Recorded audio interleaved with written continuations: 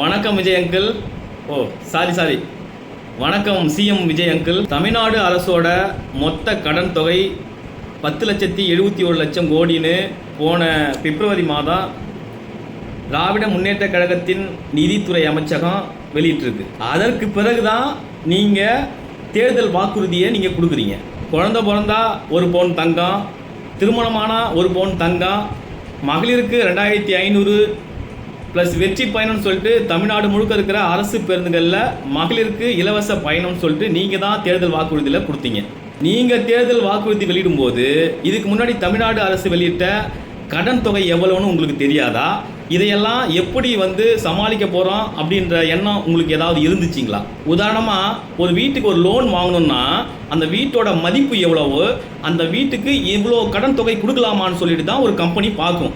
அதே மாதிரி ஒரு தமிழ்நாட்டுக்கு இவ்வளவு கடன் தொகை இருக்குன்னா அதற்கான வருமானமும் வருவாயும் ரெவன்யூவும் எவ்வளோ இன்கம் இருக்குது, அதுக்கான எவ்வளோ டேக்ஸ் மக்கள் கட்டுறாங்க, இதை அவங்க சமாளிக்க முடியுமான்னு அந்த அடிப்படையில் தான் அவங்களுக்கு கடன் தொகை கொடுப்பாங்க. நம்ம தமிழ்நாட்டோட ஜிஎஸ்டிபி என சொல்லக்கூடிய டேக்ஸு வருவாய் போன்ற ரெவன்யூ அமௌண்ட் எவ்வளோன்னு பார்த்தீங்கன்னா 35 லட்சம் கோடி ஆண்டு வருமானத்துக்கு நம்ம தமிழ்நாட்டுக்கு வருவாயாக வருது.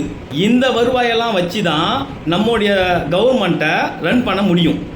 நம்மளுடைய ஆண்டு வருமானமே 35 லட்சம் கோடி இருக்கும்போது நம்முடைய கடன் தொகை வெறும் 10 லட்சம் கோடி தான் இருக்குது. அப்போ நம்முடைய கவர்மெண்ட்டை ஈஸியாகவே ரன் பண்ணலாம். நீங்கள் கூறிய முன்னாள் அரசுகள் கஜனாவை காலி பண்ணிட்டு போயிட்டாங்கன்னு சொல்லி நீங்கள் கூறிய அந்த செயல் உண்மையாகவே நீங்கள் செயல்பட முடியாத வக்கற்ற கையாலாகாத தினத்தை காமிக்குது.